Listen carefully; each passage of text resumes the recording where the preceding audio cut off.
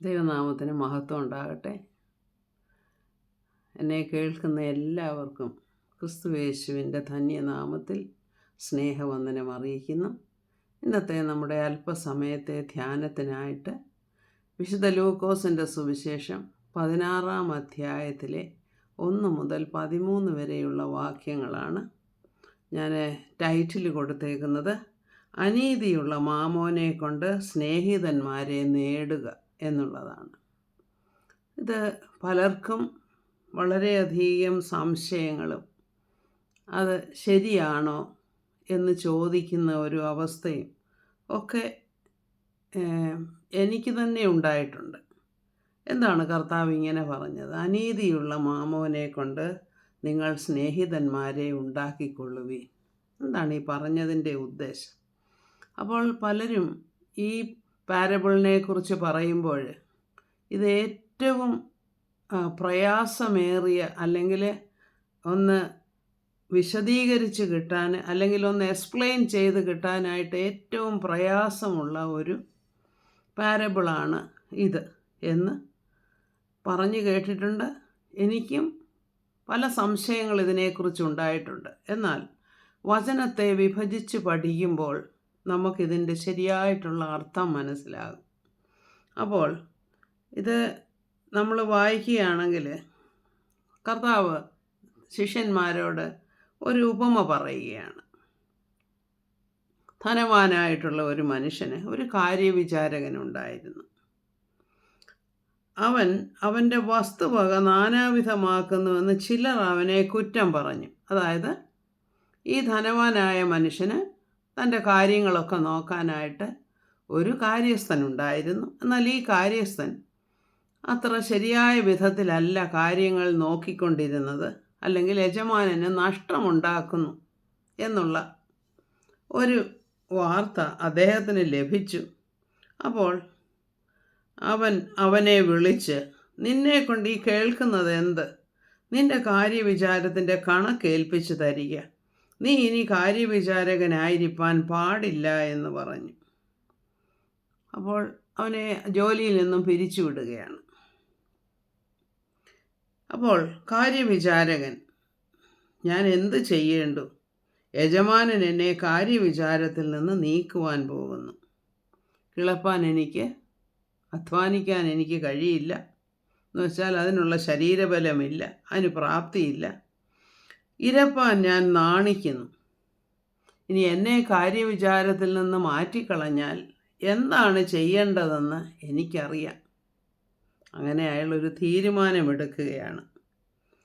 അപ്പോൾ അയാൾ തന്നെ ചിന്തിക്കുന്നു, ഞാൻ ചെയ്യാൻ പോകുന്ന കാര്യം എന്നെ കാര്യവിചാരത്തിൽ നിന്ന് നീക്കിക്കളഞ്ഞാൽ എന്നെ അവർ തങ്ങളുടെ വീടുകളിൽ ചേർത്ത് കൊള്ളുവാൻ തക്കവണ്ണമുള്ള ഒരു കാര്യം ഞാൻ ചെയ്യും എന്ന് മനസ്സിൽ വിചാരിക്കുന്നു. എന്നിട്ട് ഉടനെ തന്നെ ആ പ്രവൃത്തി ആരംഭിക്കുകയുമാണ്. എന്താണ് ചെയ്യുന്നത്? യജമാനൻ്റെ കടക്കാരിൽ ഓരോരുത്തരെ വിളിച്ചു. അപ്പോൾ ആദ്യത്തെ ആളിനോട് ചോദിച്ചു, നീ എത്ര ആണ് എൻ്റെ യജമാനെ കടംപെട്ടിരിക്കുന്നത്? പറഞ്ഞു, 100 കുടം എണ്ണയാണ്. ഓക്കെ, നിൻ്റെ ബില്ലെടുത്തുകൊണ്ട് വാ. അത് 100 എന്നുള്ളതിന് പകരം 50 എന്ന് നീ എഴുത്. അപ്പോൾ നിനക്ക് 50ൻ്റെ ഇളവ് കിട്ടുമല്ലോ, ഇല്ലേ? അപ്പം ഞാൻ നിനക്ക് ചെയ്യുന്ന വലിയ ഒരു ഉപകാരമാണത്.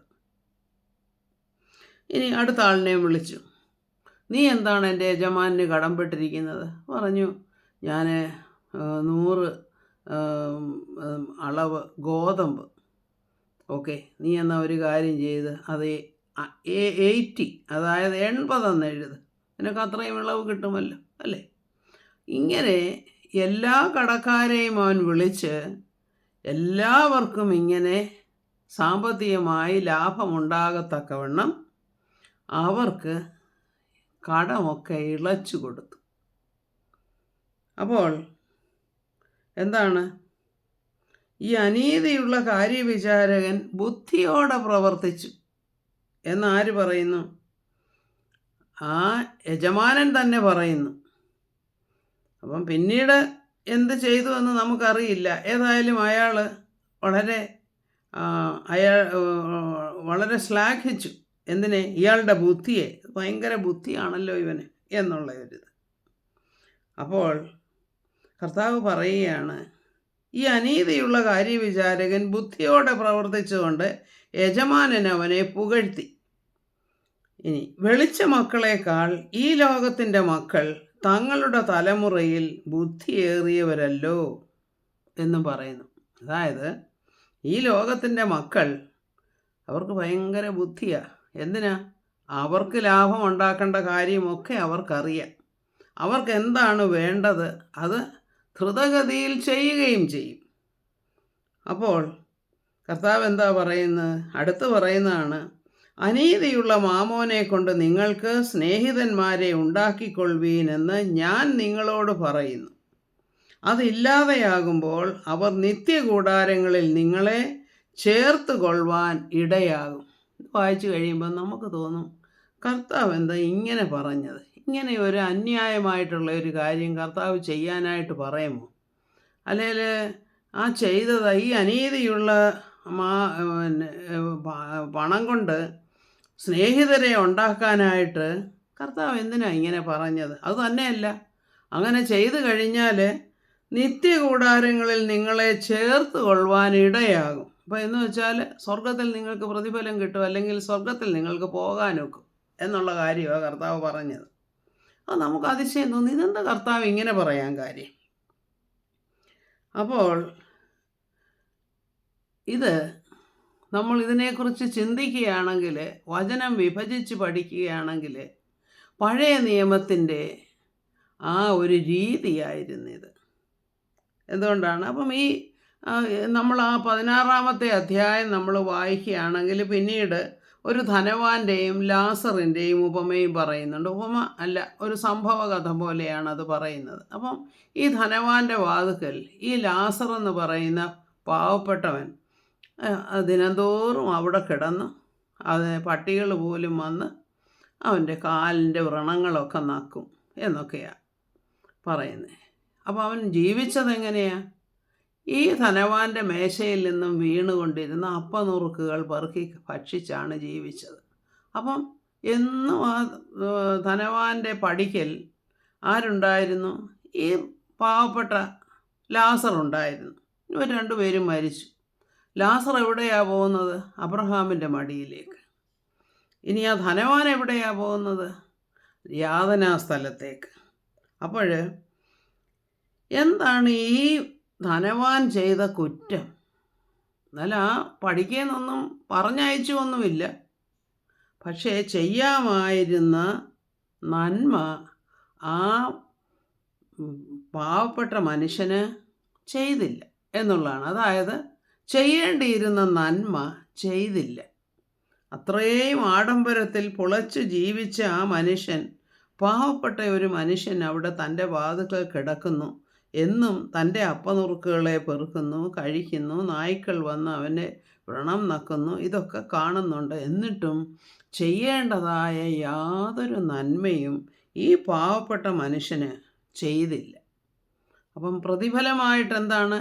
ലാസറിനെ അബ്രഹാമിൻ്റെ മടിയിലേക്കും കൊണ്ടുപോകുന്നു, ഈ ധനവാനെ യാതനാ സ്ഥലത്തും കൊണ്ടുപോകുന്നു. അപ്പോൾ ഇവിടെ എന്താ സംഭവിച്ചത്? ചെയ്യേണ്ട കാര്യം ചെയ്തില്ല എന്നുള്ള കുറ്റമാണ് ഉള്ളത്.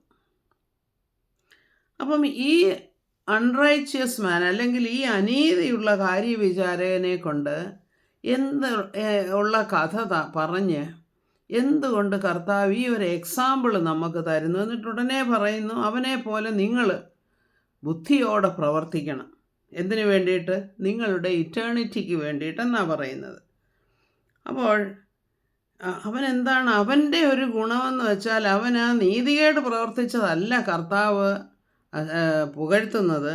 അവന് വേഗതയിൽ ബുദ്ധിയോടെ ഭാവി കാലത്തെക്കുറിച്ച് ചിന്തിച്ച് അതിന് വേണ്ടതായ പ്രവൃത്തി അവൻ കരുതലോടെ ചെയ്തു എന്നുള്ളതാണ് അവൻ്റെ പ്രത്യേകത, അല്ലെങ്കിൽ അവൻ്റെ ഗുണമായിട്ട് കർത്താവ് ചൂണ്ടിക്കാണിക്കുന്നത്. അപ്പോൾ കർത്താവിൻ്റെ ശിഷ്യന്മാരും കൂടെ കുറച്ച് പരീശന്മാരും അവിടെ ഉണ്ടായിരുന്നു ഈ കാര്യങ്ങൾ പറയുന്ന നേരത്ത്. അപ്പം ഈ പരീശന്മാർ കർത്താവിനെ പരിഹസിച്ചു എന്നൊക്കെ പിന്നീട് എഴുതിയിട്ടുണ്ട്. അപ്പോൾ എനിവേ കർത്താവ് പറയുന്ന കാര്യം എന്താ?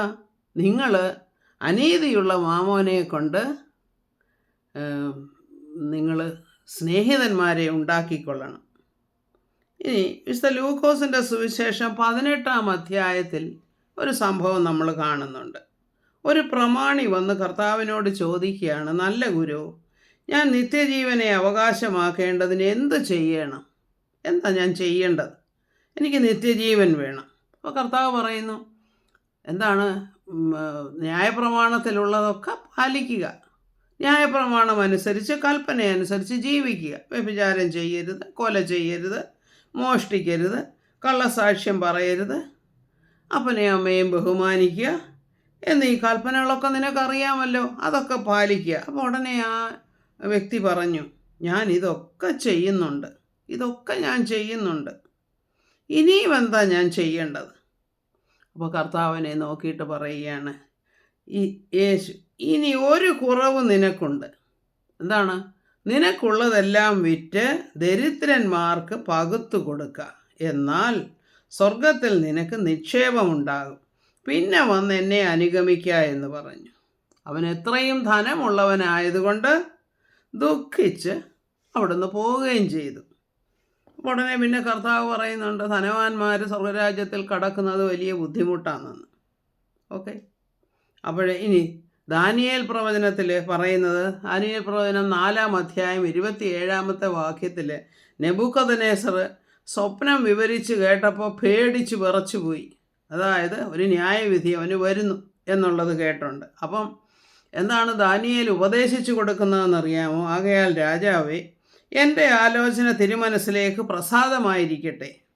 നീതിയാൽ പാപങ്ങളെയും ദരിദ്രന്മാർക്ക് കൃപ കാട്ടുന്നതിനാൽ അകൃത്യങ്ങളെയും പരിഹരിച്ചു കൊള്ളുക. അതിനാൽ പക്ഷേ തിരുമനസ്സിലെ സുഖകാലം ദീർഘമായി നിൽക്കും. 2 കാര്യങ്ങളാണ് ഇവിടെ പറയുന്നത്. നീതിയാൽ പാപങ്ങൾക്ക് പരിഹാരം വരുത്തുക, പിന്നെ ദരിദ്രന്മാർക്ക് കൃപ കാട്ടുന്നതിനാൽ അകൃത്യങ്ങളെ മാറ്റിക്കളയുക. അപ്പം നന്മ പ്രവർത്തിക്കുക, അതൊന്ന്. പിന്നെ പാവങ്ങളെ സഹായിക്കുക, ദരിദ്രന്മാരെ സഹായിക്കുക. ഈ 2 കാര്യങ്ങൾ ചെയ്താൽ ഒരു പക്ഷേ ദൈവം നിന്നിൽ പ്രസാദിക്കുമായിരിക്കും എന്ന് പറഞ്ഞു കൊടുക്കുക. അപ്പം ന്യായപ്രമാണ പ്രകാരം ഇത് വളരെ ശരിയാണ്. ന്യായപ്രമാണം പാലിക്കുക, എന്നാൽ സ്വർഗത്തിൽ പോകും, അല്ലെങ്കിൽ നിത്യജീവൻ ലഭിക്കുമെന്നുള്ള വിശ്വാസം. അങ്ങനെ തന്നെയായിരുന്നു പഴയ നിയമകാലത്തിൻ്റെ ആ പതിവ്, അല്ലെങ്കിൽ ആളുകൾ ആ ഒരു പ്രത്യാശയിലാണ് ജീവിച്ചത്. എന്നാൽ കൃപായുഗത്തിൽ അതിന് വ്യത്യാസമുണ്ട്. അപ്പോൾ ഈ ന്യായപ്രമാണ പ്രകാരമാണ് കാരണം കർത്താവ് ന്യായപ്രമാണത്തെ പൂർത്തീകരിക്കാൻ വന്ന കർത്താവാണ്. അതുകൊണ്ടാണ് കർത്താവ് പറയുന്നത്, ന്യായപ്രമാണം ആചരിക്കുക, കൽപ്പനകൾ അനുസരിച്ച് ജീവിക്കുക. അപ്പോൾ അതിനകത്ത് വരുന്നതാണ് പാവങ്ങളെ സഹായിക്കുക, ദയയോടെ പെരുമാറുക, വിശ്വസ്തരായിരിക്കുക, ഇങ്ങനെയൊക്കെയുള്ള കാര്യങ്ങൾ. അതുകൊണ്ടാണ് കർത്താവ് അവരോട് പറയുന്നത്. അപ്പോൾ പറഞ്ഞതിൽ നമ്മൾ മനസ്സിലാക്കേണ്ടത്, മറ്റുള്ളവരെ സഹായിക്കുക എന്നുള്ള ഒരു കാര്യം സ്വർഗത്തിൽ പോകാനായിട്ട്, അല്ലെങ്കിൽ നിത്യജീവൻ ലഭിക്കാനായിട്ട് ഉള്ള ഒരു ക്രൈറ്റീരിയ, അല്ലെങ്കിൽ അതായത് ഒരു റിക്വയർമെൻ്റ് ആയിരുന്നു, ഒരാവശ്യമായിരുന്നു അത്. എന്നാൽ കൃപായുഗത്തിൽ അതിന് വ്യത്യാസമുണ്ട്. നമ്മുടെ സൽപ്രവർത്തികൾ കൊണ്ടൊന്നും നമുക്ക് നിത്യതയിൽ പോകാൻ പറ്റുകയില്ല. അത് വിശുദ്ധ പൗലോസിൻ്റെ ലേഖനങ്ങളിൽ ക്ലിയറായിട്ട് അതിനകത്ത് എഴുതിയിട്ടുണ്ട്. റോമാലേഖനമാണെങ്കിലും പറയുന്നത് വിശ്വാസത്താലുള്ള നീതി, ആ നീതിയാൽ ലഭിക്കുന്ന രക്ഷ, ആ രക്ഷയുടെ അനുഭവം വേണമെങ്കിൽ കർത്താവിൻ്റെ കാൽവറി യാഗത്തിൽ വിശ്വസിക്കണം, കർത്താവിൻ്റെ മരണ പുനരുത്ഥാനത്തിൽ വിശ്വസിക്കണം, കർത്താവിൻ്റെ 2ാമത്തെ വരവിനായി കാത്തിരിക്കണം. ആ പ്രത്യാശയിലാണ് വിശ്വാസികൾ ജീവിക്കേണ്ടത്. അപ്പോൾ ക്രിസ്തുവിലുള്ള വിശ്വാസത്താൽ നാം എന്ത് പ്രാപിക്കുന്നു? നിത്യത പ്രാപിക്കുന്നു. ഇതാണ് പഴയ നിയമവും പുതിയ നിയമവും തമ്മിലുള്ള വ്യത്യാസം. അപ്പം ഞാൻ പുതിയ നിയമം എന്ന് പറയുമ്പോൾ 4 സുവിശേഷ ഗ്രന്ഥങ്ങളല്ല, അത് കഴിഞ്ഞിട്ടുള്ള, അത് കർത്താവിൻ്റെ സമയമാണ്. കർത്താവ് മനുഷ്യനായി ഈ ലോകത്തിൽ വന്ന് നമുക്ക് വേണ്ടി കാൽവറി യാഗമാകുന്നതിന് മുൻപ് കർത്താവ് ന്യായപ്രമാണത്തിൻ്റെ കാര്യങ്ങളും നിയമങ്ങളും ഒക്കെ ആളുകളെ പഠിപ്പിച്ചു കൊണ്ടേയിരുന്നു. അതാണ് ന്യായപ്രമാണ സഭയുടെ നിയമങ്ങൾ. എന്നാൽ ഈ കൃപായുഗത്തിൽ, അതായത് കൃപായുഗം ആരംഭിക്കുന്നത് പൗലോസിനോടുള്ള കർത്താവിൻ്റെ ആ ഒരു ഇടപെടൽ, പൗലോസിനെ കണ്ട് പൗലോസിനെ ഇതിനായിട്ട് ഏൽപ്പിക്കുകയാണ്, കൃപയുടെ സുവിശേഷം പറയാനായിട്ട്. എന്താണ് ഈ കൃപയുടെ സുവിശേഷം എന്ന് വെച്ചാൽ, കർത്താവിൻ്റെ കാൽവറി യാഗത്തിൽ വിശ്വസിക്കുക, കർത്താവിൻ്റെ ക്രൂശ് പ്രസംഗിക്കുക, അതിൽ വിശ്വസിക്കുക, നമ്മൾ പ്രത്യാശയോടെ കർത്താവിൻ്റെ വരവിനായി കാത്തിരിക്കുക. അപ്പോൾ നമ്മുടെ കഴിഞ്ഞ പാപങ്ങളെല്ലാം ആ വിശ്വാസത്താൽ ക്ഷമിക്കപ്പെടും. അതോടൊപ്പം തന്നെ അനുദിനം നാം ആ വിശുദ്ധിയിൽ വളരുകയും ചെയ്യുക. അങ്ങനെ നാം രക്ഷിക്കപ്പെടുന്നു, വിശുദ്ധീകരണം പ്രാപിക്കുന്നു, പിന്നെ കർത്താവിൻ്റെ സന്നിധിയിലേക്ക് ചെല്ലുന്നു എന്നുള്ളതാണ് നമ്മൾ അവിടെ പുതിയ നിയമം സഭയിൽ പഠിക്കുന്നത്, അല്ലെങ്കിൽ ലേഖനങ്ങളിൽ നമ്മൾ പഠിക്കുന്നത്. സൽപ്രവർത്തികൾക്ക് നമ്മെ ക്രിസ്തുവിനോട് ചേരുവാൻ ക്വാളിഫൈ ചെയ്യുന്നില്ല വാസ്തവത്തിൽ. മറിച്ച് എന്താണ്? ക്രിസ്തുവിലുള്ള വിശ്വാസത്താൽ പരിശുദ്ധാത്മാവ് നമ്മെ വിശുദ്ധിയിലേക്കും സൽപ്രവർത്തികളിലേക്കും നയിക്കും. ഇതാണ് അതിൻ്റെ വ്യത്യാസം. അല്ലാതെ സൽപ്രവർത്തികൾ ചെയ്ത് സ്വർഗത്തിൽ നമുക്ക് നിക്ഷേപമുണ്ടാക്കാനോ അല്ലെങ്കിൽ സ്വർഗത്തിൽ നിത്യജീവൻ പ്രാപിക്കാനോ നമുക്ക് ഈ പുതിയ നിയമസഭയിൽ അങ്ങനെയുള്ള കാര്യങ്ങളല്ല. പിന്നെ എന്താണ്?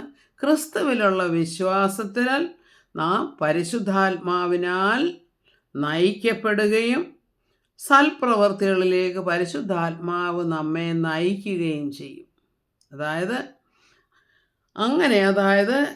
നമുക്ക് രക്ഷപ്പെടണമെങ്കിൽ, അല്ലെങ്കിൽ നമുക്ക് രക്ഷ പ്രാപിക്കണമെങ്കിൽ, രക്ഷയുടെ അനുഭവത്തിലേക്ക് വന്ന് ആ കർത്താവിൻ്റെ നീതിയിൽ വിശ്വസിച്ച് മുന്നേറിയാൽ മാത്രമേ നമുക്ക് സ്വർഗരാജ്യം അവകാശമാക്കാൻ, സ്വർഗരാജ്യം എന്ന് വെച്ചാൽ സ്വർഗത്തിൽ നമുക്ക് പോകാനൊക്കെയുള്ളൂ, നിത്യജീവൻ അപ്പോഴേ നമുക്ക് ലഭിക്കുകയുള്ളൂ. അപ്പം ഇന്ന് നമ്മൾ പഠിച്ച ആ പാരബിൾ പറയുന്നത് പോലെ മറ്റുള്ളവർക്ക് പണം കൊടുത്ത് അല്ലെങ്കിൽ സഹായിച്ച് മറ്റുള്ളവരെ സ്നേഹിതരാക്കിയാൽ ആ സ്നേഹിതർക്ക് നമ്മെ നിത്യജീവൻ തന്ന് രക്ഷിക്കാൻ ഉള്ള പ്രാപ്തിയൊന്നും അവർക്കില്ല. അപ്പോൾ നമുക്ക് നിത്യജീവൻ പ്രാപിക്കണമെങ്കിൽ ഈ കൃപായുഗത്തിൽ ആവശ്യമായിരിക്കുന്നത് വിശ്വാസമാണ്. അപ്പോൾ നമ്മൾ ചോദിക്കും, അപ്പോൾ എന്താ സൽപ്രവർത്തികളൊന്നും വേണ്ടേ? അപ്പോൾ നമ്മൾ ഓൾറെഡി പറഞ്ഞു, നമ്മൾ വിശ്വാസത്തിൽ വരുമ്പോൾ പരിശുദ്ധാത്മാവ് നമ്മെ മുദ്രയിടുന്നു. എന്നുവെച്ചാൽ പരിശുദ്ധാത്മാവ് നമ്മുടെ ഉള്ളിൽ വരുന്നു.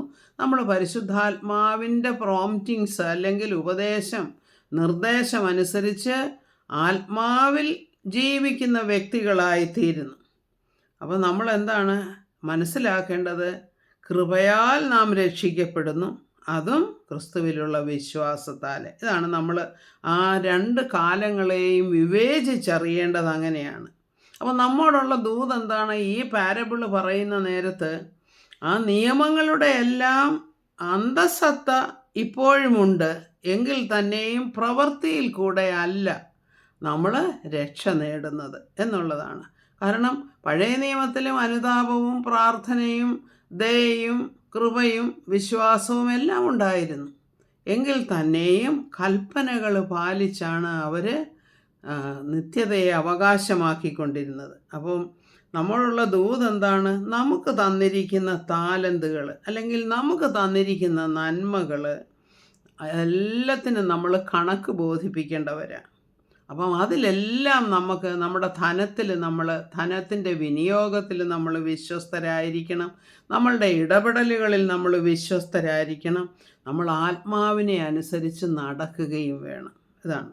അപ്പം വിശുദ്ധ മത്തായിയുടെ സുവിശേഷം 25-ാം അധ്യായത്തിൽ 14 മുതൽ 30 വരെയുള്ള വാക്യങ്ങളിൽ കർത്താവ് അവിടെ ഒരു ഉപമ പറയുന്നുണ്ട്.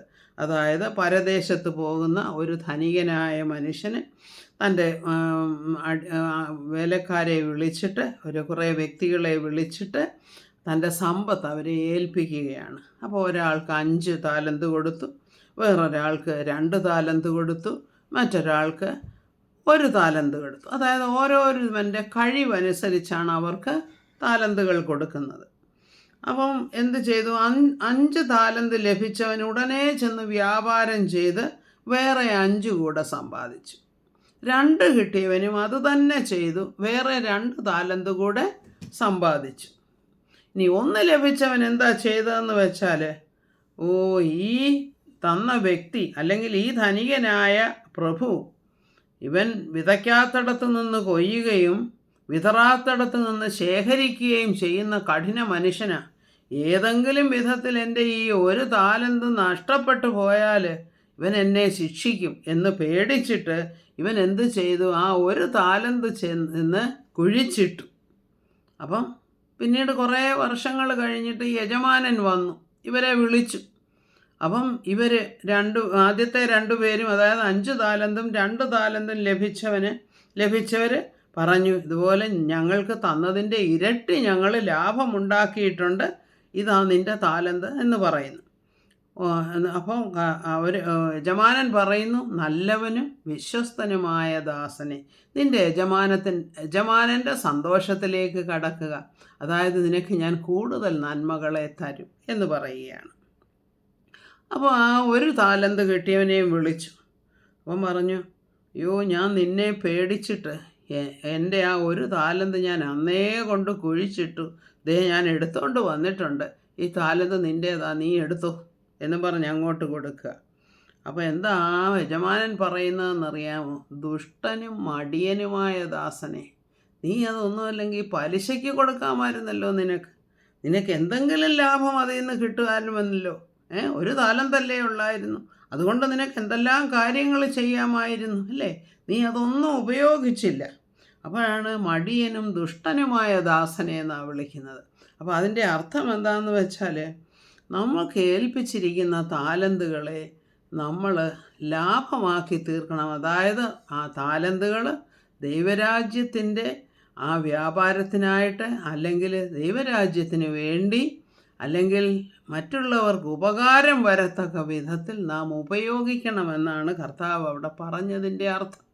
അതായത് നിങ്ങൾക്ക് പല നന്മകളും കിട്ടിയിട്ടുണ്ട്, ഈ ഭൂമിയിലെ ധനം നിങ്ങൾക്ക് ഞങ്ങൾ തന്നിട്ടുണ്ട്, നിങ്ങൾക്കുള്ള ധനം നിങ്ങൾ ശരിയായ വിധത്തിൽ വിനിയോഗിക്കുക.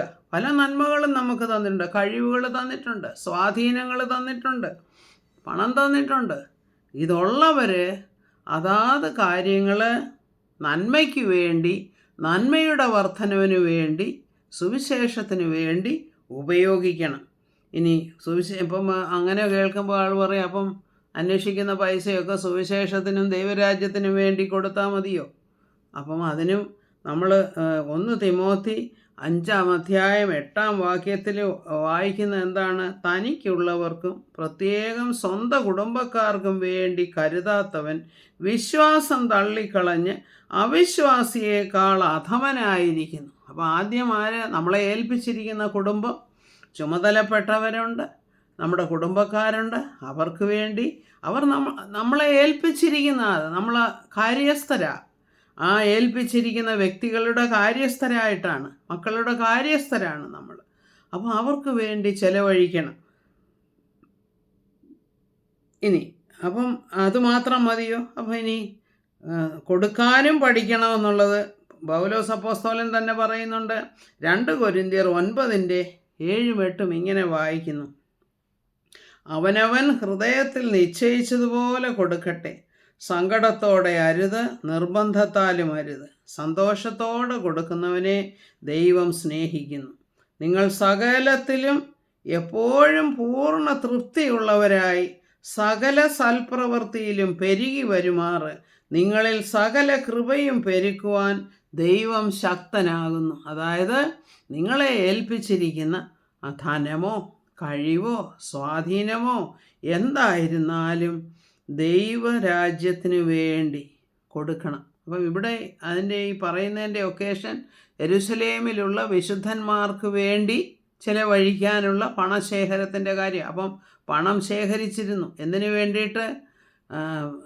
അവിടെയുള്ള വിശുദ്ധന്മാരെ എന്ന് വെച്ചാൽ വിശ്വാസികളെ സംരക്ഷിക്കാനായിട്ട്, അല്ലെങ്കിൽ പാവപ്പെട്ടവർക്ക് കൊടുക്കാനായിട്ടാണ് ഈ പണം ശേഖരിച്ചത്. അപ്പോൾ നിർബന്ധത്താലല്ല നിങ്ങൾ കൊടുക്കേണ്ടത്, നിങ്ങൾക്ക് കൊടുക്കാവുന്നത് മാറ്റിവെച്ച് നിങ്ങൾ കൊടുക്കുക, സന്തോഷത്തോടെ കൊടുക്കുക. ഒരു നിർബന്ധവുമില്ല, എത്ര കൊടുക്കണമെന്നുമില്ല, എത്ര വേണേലും കൊടുക്കാം. വളരെ കുറച്ചും കൊടുക്കാനുള്ള സ്വാതന്ത്ര്യമുണ്ട്. സന്തോഷത്തോടെ കൊടുക്കുന്നത്, സന്തോഷത്തോടെ കൊടുക്കുക, അതായത് കൊടുക്കാവുന്നത് കൊടുക്കുക എന്നുള്ളതാണ്. നിങ്ങൾ സകലത്തിൽ എപ്പോഴും പൂർണ്ണതയും തൃപ്തിയുമുള്ളവരായിരിക്കാൻ നിങ്ങൾ കൊടുത്തു കഴിഞ്ഞാൽ നിങ്ങളുടെ അത് വർദ്ധിക്കത്തക്കവണ്ണം കർത്താവ് നിങ്ങളോട് കൃപ കാണിക്കുമെന്നാണ് നമ്മൾ ഇവിടെ വായിച്ചത്. സകല കൃപയും പെരുക്കുവാൻ ദൈവം ശക്തനാകുന്നു. എന്നിട്ട് അപ്പോൾ ഇവിടെ തന്നെ നമ്മൾ ധനത്തിൽ ആശ്രയിക്കുന്നവരെക്കുറിച്ച് കർത്താവ് വിശുദ്ധ ലൂക്കോസിൻ്റെ സുവിശേഷം 12-ാം അധ്യായത്തിൽ ഒരു കഥ പറയുന്നുണ്ട്. ധനവാനായ ഒരു മനുഷ്യനുണ്ടായിരുന്നു. അവന് നല്ലപോലെ കൃഷി ചെയ്ത് നല്ല ആദായം കിട്ടി. ഒരു വർഷം വളരെയധികം ആദായം കിട്ടി. അപ്പോൾ മനുഷ്യൻ എന്തോ ചെയ്തു, വിചാരിച്ചു, എൻ്റെ കളപ്പുരകളെ ഞാൻ പൊളിച്ച് വലിയ കളപ്പുരയാക്കും, എന്നിട്ട് ഈ ധാന്യമെല്ലാം ഞാൻ അവിടെ കൂട്ടി വെക്കും. എനിക്ക് വളരെ വർഷങ്ങളിലേക്ക് കഴിക്കാനുള്ള ധാന്യം എൻ്റെ കയ്യിലുണ്ട്, ഞാൻ ധനവാനാണ്, അപ്പം ഞാൻ ഇനി സന്തോഷത്തോടു കൂടെ ജീവിക്കും.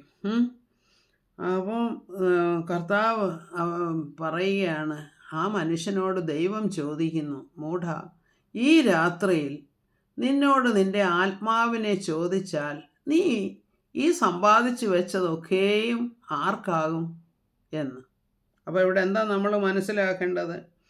നമ്മുടെ സകല ദ്രവ്യാഗ്രഹവും ഒഴിഞ്ഞ് സൂക്ഷിച്ചു കൊള്ളുവീനെന്ന് 15-ാമത്തെ വാക്യത്തിൽ പറയുന്നുണ്ട്. ഒരുത്തന് സമൃദ്ധി ഉണ്ടായാലും അവൻ്റെ വസ്തുവകയല്ല അവൻ്റെ ജീവന് ആധാരമായിരിക്കുന്നത്. അവൻ്റെ ജീവൻ്റെ രക്ഷയ്ക്ക് ആധാരമായിരിക്കുന്നത് എന്താണ്? ദൈവികമായ വിഷയങ്ങളാണ്. അവൻ്റെ നന്മയ്ക്ക് അല്ലെങ്കിൽ അവൻ്റെ ജീവനാധാരമായിരിക്കുന്നതെന്നാണ് അവിടെ എഴുതിയിരിക്കുന്നത്. അപ്പം ഈ ഉപമ പറഞ്ഞ് മനസ്സിലാക്കുകയാണ് കർത്താവ്. എന്താണ് ഈ വ്യക്തി പറഞ്ഞത്? തിന്ന് കുടിക്കുക, ആനന്ദിക്കുക, നിനക്ക് ഇഷ്ടം പോലെ പണമുണ്ടല്ലോ, ഇഷ്ടം പോലെ ധാന്യമുണ്ടല്ലോ. അപ്പോൾ കർത്താവ് അവനെ വിളിക്കുന്നത് എന്താ? മൂഢ എന്നാണ് വിളിക്കുന്നത്. അപ്പോൾ എന്താണ് അവിടെ എഴുതിയിരിക്കുന്നത്? ഇവിടെ ദൈവവിഷയമായി 21-ാമത്തെ വാക്യം പറയുന്നു, ദൈവവിഷയമായി സമ്പന്നനാകാതെ തനിക്ക് തന്നെ നിക്ഷേപിക്കുന്നവൻ്റെ കാര്യം ഇങ്ങനെയാകുന്നു. എങ്ങനെയാകുന്നു എന്ന്? കാരണം അത് അനുഭവിക്കുമോ എന്നുള്ളത് അറിയത്തില്ല. അതൊരു നമ്മുടെ സ്വത്തല്ല, അത് നമുക്കിവിടെ ജീവിക്കാനായിട്ട് തന്നിരിക്കുന്നത്. എന്നാൽ അത് ശരിയായ വിധത്തിൽ വിനിയോഗിക്കണം. സ്വന്തം കുടുംബത്തിന് വേണ്ടിയും മറ്റുള്ളവരെ സഹായിക്കേണ്ടതിന് വേണ്ടിയും, അതായത് സുവിശേഷ വേലയ്ക്ക് വേണ്ടിയും ഒക്കെ കൊടുക്കേണ്ടത് ഇത് നമ്മുടെ കടമയാണ്. അതുകൊണ്ടാണ് കർത്താവ് പറയുന്നത്, അവരോട് പുഴുവും തുരുമ്പും കെടുക്കുകയും കള്ളന്മാർ തുരന്ന് മോഷ്ടിക്കുകയും ചെയ്യുന്ന ഈ ഭൂമിയിൽ നിങ്ങൾ നിക്ഷേപം സ്വരൂപിക്കരുത്. എന്നിട്ട് നമുക്ക് നിക്ഷേപം വേണ്ടേ? നമുക്ക് പണം വേണ്ടേ? പണം വേണം. പക്ഷേ അത് ഉപയോഗിക്കുന്നത് വളരെ വിശ്വസ്തരായിട്ടായിരിക്കണം. കാരണം വെറുതെ ഇട്ട് ആഡംബരത്തിന് വേണ്ടി ചെലവാക്കാനുള്ളതല്ല നിങ്ങൾക്ക് ലഭിക്കുന്ന പണം. നിങ്ങളുടെ ആവശ്യത്തിനേക്കാൾ വളരെയധികം നിങ്ങളുടെ കയ്യിൽ കാണുമെങ്കിൽ നിങ്ങൾ സമ്പാദിച്ചോ, ഒരു കുഴപ്പമില്ല. പക്ഷേ അതിന് കുറച്ച് പണം മാറ്റിവെച്ച് മറ്റുള്ളവരെ സഹായിക്കണം. അതുകൊണ്ടാണ് നമ്മളോട് ഇത് ചോദിക്കുന്ന ഒരു സമയം വരും. അതായത് ഇവിടെ പറയുന്നത്, നാം ഓരോരുത്തരും ദൈവമർമ്മങ്ങളുടെ ഗൃഹവിചാരകന്മാരും ആണ്, അല്ലെങ്കിൽ ഞങ്ങളെ ക്രിസ്തുവിൻ്റെ ശുശ്രൂഷക്കാരും ദൈവമർമ്മങ്ങളുടെ ഗൃഹവിചാരകന്മാരും എന്നിങ്ങനെ ഓരോരുത്തൻ എണ്ണിക്കൊള്ളട്ടെ. അതായത് അത് പൗലോസിനെയും കൂട്ടരെയും കുറിച്ച് പറയുന്നത്. ഞങ്ങൾ ദൈവിക മർമ്മങ്ങളുടെ ഗൃഹവിചാരകന്മാരാണ്, സ്റ്റീവേർഡ്സ്. ഞങ്ങളത് കാര്യസ്ഥന്മാരാണ്. അപ്പം ഞങ്ങളിൽ ആഗ്രഹിക്കുന്നത് എന്താണ്? വിശ്വസ്തതയാണ് ഞങ്ങളിൽ നിന്നും ആഗ്രഹിക്കുന്നത്. അപ്പോൾ നാം എന്താ മനസ്സിലാക്കേണ്ടത്? അതിൽ നിന്ന് നാം എല്ലാവരും ഭൂമിയിലെ നന്മകളിലും ആത്മീയ കാര്യങ്ങളിലും വിശ്വസ്തത കാണിക്കണം.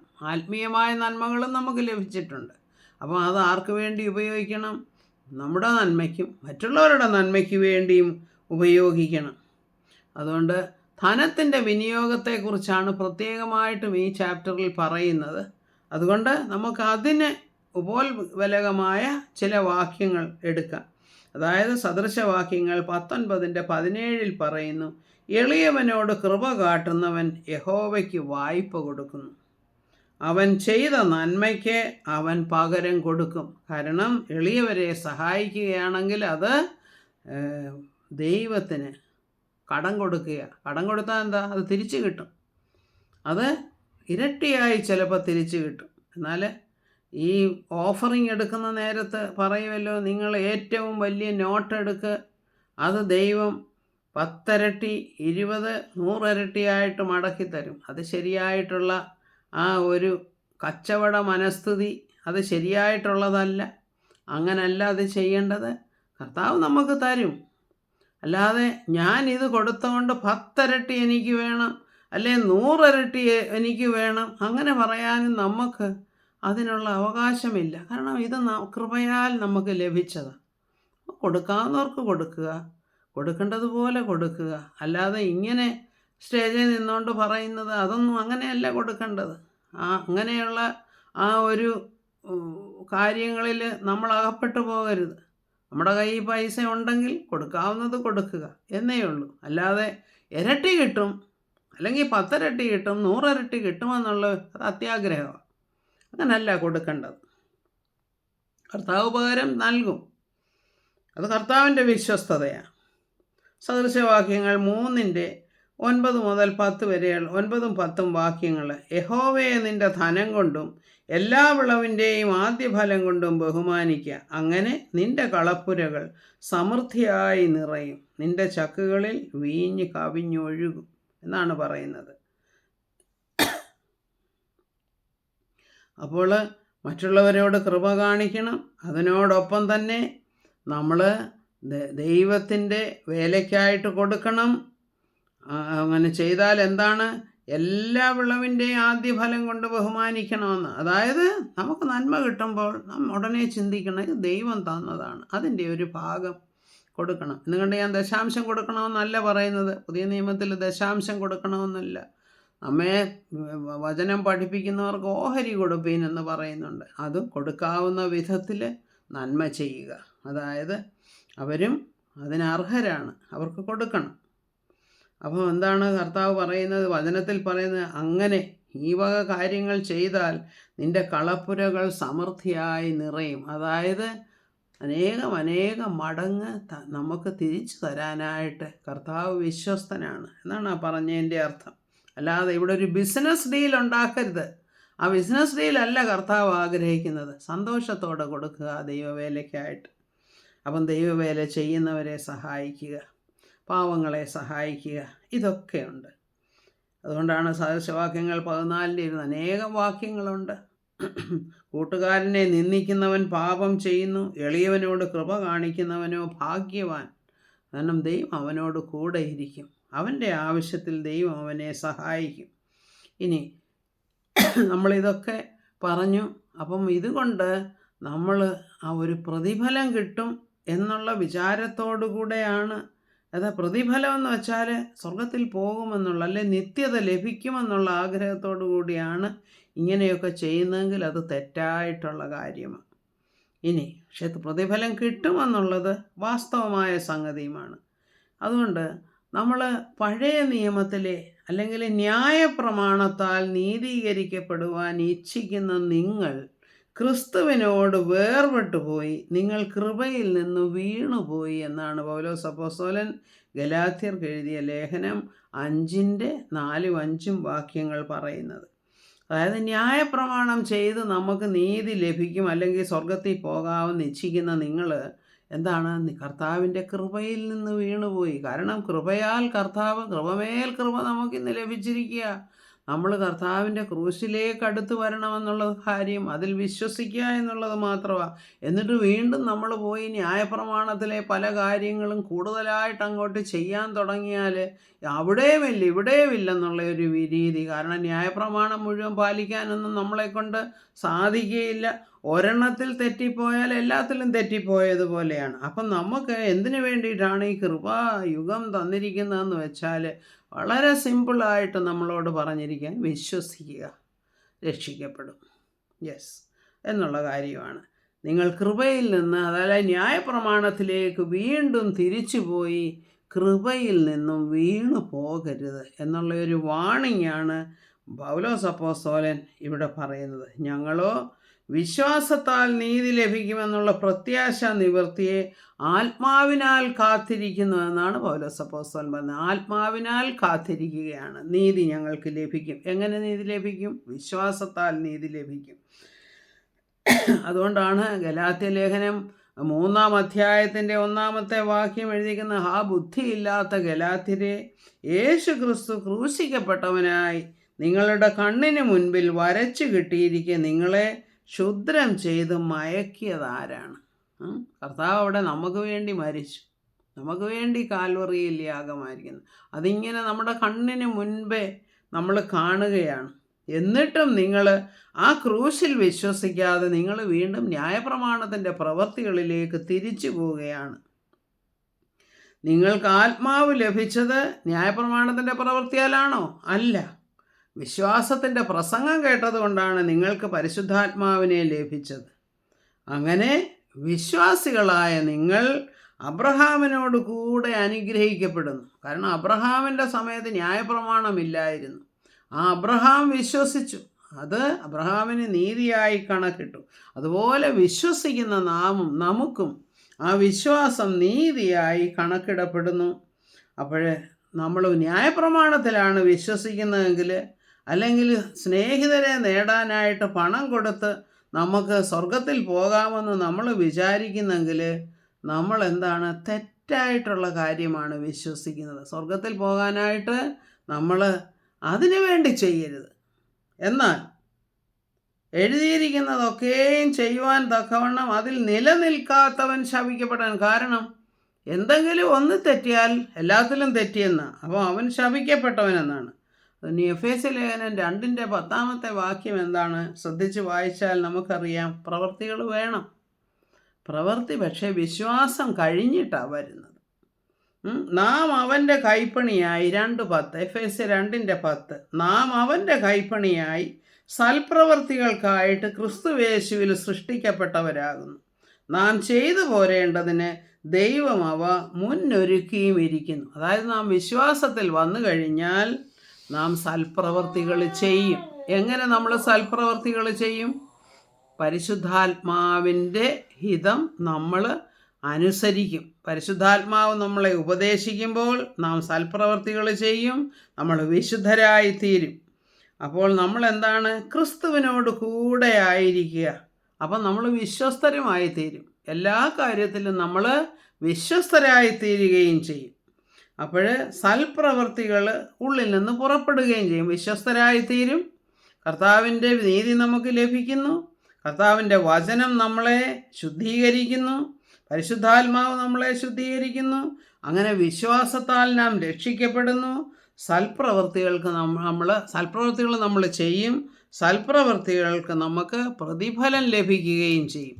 അതായത് 2 കൊരിന്ത്യർ 5:10 പറയുന്നുണ്ട്, അവനവൻ ഭൂമിയിൽ ജീവിച്ചിരിക്കുന്ന സമയത്ത്, ജഡത്തിൽ ജീവിച്ചിരിക്കുന്ന സമയത്ത് ചെയ്യുന്ന പ്രവൃത്തികൾ നല്ലതെങ്കിലും തീയതെങ്കിലും അതിന് തക്കവണ്ണം ലഭിപ്പാൻ തക്കവണ്ണം നാം ക്രിസ്തുവിൻ്റെ ന്യായാസനത്തിന് മുൻപാകെ നിൽക്കേണ്ടവരാകുന്നു. നമ്മൾ കർത്താവിൻ്റെ ന്യായാസനത്തിന് മുൻപാകെ നിൽക്കണം. ശിക്ഷയ്ക്ക് വേണ്ടിയിട്ടല്ല. കാരണം നമ്മൾ രക്ഷിക്കപ്പെട്ടവരാ. ശിക്ഷിക്കാൻ പോകുകയല്ല കർത്താവ്. പിന്നെ എന്താ കർത്താവ് ചെയ്യുന്നത്? നാം ചെയ്ത നന്മകൾക്ക് കർത്താവ് പ്രതിഫലം തരും. അപ്പം നമ്മൾ ഇന്ന് വായിച്ച് നമ്മൾ പ്രധാനപ്പെട്ട ആ ഒരു നമ്മൾ വായിച്ച ആ ഒരു വാക്യം എന്താണെന്ന് വെച്ചാൽ, അതായത് അനീതിയുള്ള മാമോനെ കൊണ്ട് സ്നേഹിതരെ ഉണ്ടാക്കിക്കൊള്ളുവീൻ, നിങ്ങൾ അത് നഷ്ടമാകുമ്പോൾ നിങ്ങളെ അവർ നിത്യകൂടാരങ്ങളിൽ ചേർത്തുകൊള്ളും. അത് ഇന്നത്തെ വ്യവസ്ഥയല്ല. ഇന്നത്തെ വ്യവസ്ഥ എന്താണെന്ന് വെച്ചാൽ ക്രിസ്തുവിൽ വിശ്വസിച്ച് നിത്യകൂടാരങ്ങളെ പ്രാപിക്കുക.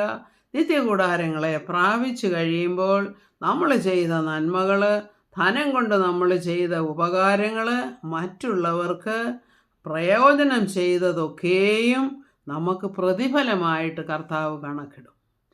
ഈ പാരബിള് അല്ലെങ്കിൽ ഈ ഉപമ ഇങ്ങനെ വേണം മനസ്സിലാക്കിയെടുക്കുവാനായിട്ടാണ്. ഇതാണ് അതിൻ്റെ ശരിയായിട്ടുള്ള അർത്ഥം ഞാൻ മനസ്സിലാക്കിയത്. ദൈവനാമത്തിന് മഹത്വം ഉണ്ടാകട്ടെ. എല്ലാം ദൈവത്തിൻ്റെ നാമമഹത്വത്തിനായിട്ട്, സുവിശേഷത്തിൻ്റെ വ്യാപ്തിക്കായിട്ട് എല്ലാം ഉപകാരമായി തീരട്ടെ. നമ്മുടെ കാര്യങ്ങളും നമ്മുടെ താലന്തുകളും നമ്മുടെ പണവും ഒക്കെ എന്ന് ആശംസിച്ചുകൊണ്ട് എൻ്റെ വാക്കുകളെ ചുരുക്കുന്നു. ദൈവനാമത്തിന് മഹത്വം ഉണ്ടാകട്ടെ. Praise the Lord. ഹല്ലേലൂയ.